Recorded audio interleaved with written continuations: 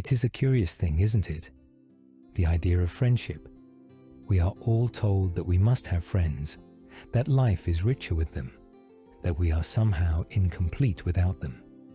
From a young age, we are encouraged to make friends, to surround ourselves with people, and to believe that being alone is something to be avoided at all costs. But I say to you, what if the opposite were true? What if the man with no friends, the one who walks alone, is in fact the most secure among us?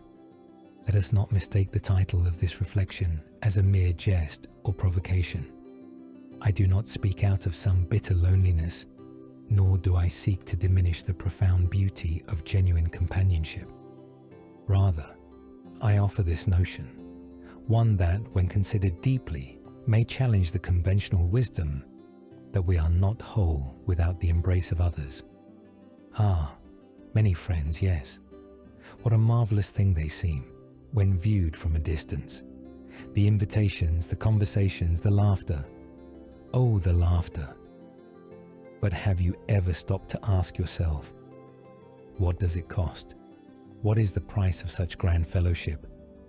You see, as we accumulate friends, more acquaintances, more people to share our lives with, we are bound to each and every one of them by expectations, obligations, and desires. In the frenzy of it all, where does the self go? The one thing you can never lose, unless you allow it to slip away, is your own sense of self-worth. But in this sea of companionship, we can easily become mere actors, donning the masks required of us, forgetting who we are beneath them. And so, we are drawn into the relentless tide of external validation, ever at the mercy of what others think of us. But what happens when the crowd thins, when we stand alone? There is something remarkably powerful about being alone. Not lonely, mind you, for loneliness is the anxious companion of desire. It is the hollow ache of wanting something or someone, yet never quite finding fulfillment. Loneliness is a pull, a grasping at something elusive, a shadow that never quite lifts. Solitude, however, is an entirely different thing. Solitude is the freedom to breathe, to think, to exist purely for yourself without the weight of expectation or judgment. In solitude, you are free to explore your thoughts without interruption, to dream without anyone's voice over your shoulder, and to be with yourself without the constant need to perform. There is no rush to fill the silence, no pressure to say something witty or profound. You can simply be, and that in itself is an extraordinary freedom. The man with few friends, or even none at all, possesses a unique kind of freedom that those with many social obligations may never know. We live in a world where the value of a person is often measured by their social circles, the number of friends they have, the gatherings they attend, the connections they make. But the man who walks this world with a small, close-knit circle, or none at all, is unburdened by such societal weights. His life is not governed by the whims and demands of others. He is free from the constant noise of external opinions, free from the weight of expectations, and most importantly, free from the subtle, ever-present pressure to conform. It is not that he is indifferent to others. Rather, he is at peace with himself in a way that allows him to make decisions based solely on what he believes is best for his own life. No one stands in his way, no one tells him how to live, and no one creates doubt in his decisions. The only voice he listens to is his own, and it is enough. Now, let us turn our attention to something equally fascinating. Relationships, the fewer of them, the more intense and secure they become.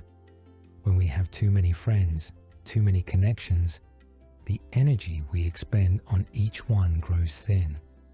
We can only be truly present with a limited number of people. Moreover, the more you connect with others, the more you risk exposing yourself to the unpredictable nature of human behavior. Not everyone will stay by your side. Not everyone will treat you with the same respect you offer them.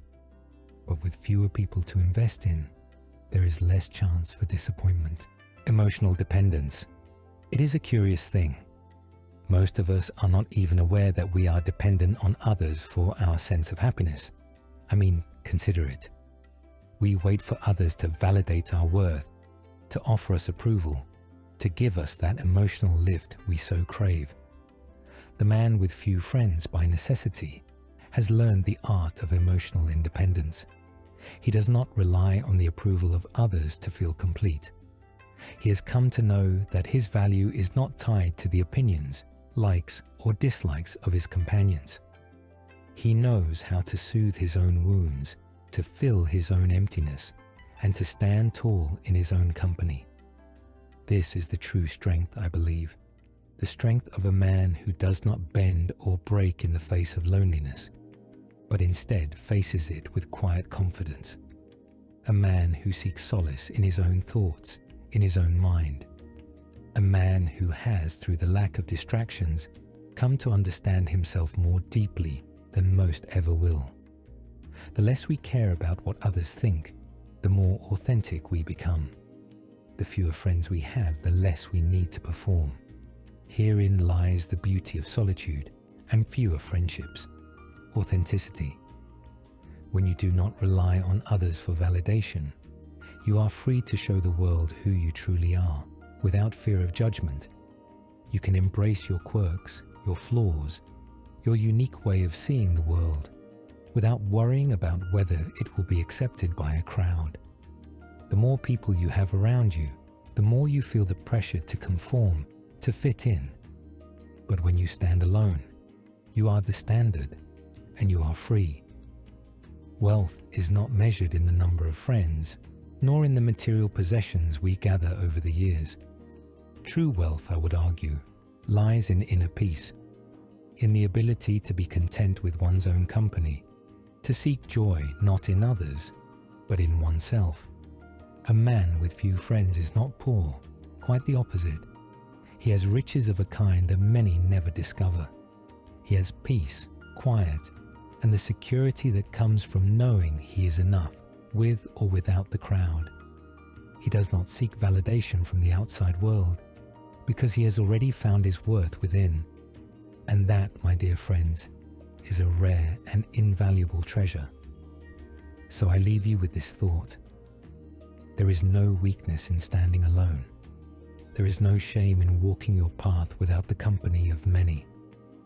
A man with no friends is not necessarily lonely. He may simply be more secure in his own identity, more at peace with who he is, and less dependent on the opinions of others. It is a form of freedom, one that many will never know. In the end, perhaps the greatest friendship one can have is with oneself. And in this friendship, the man with few others has discovered a peace and security that the man with many may never understand.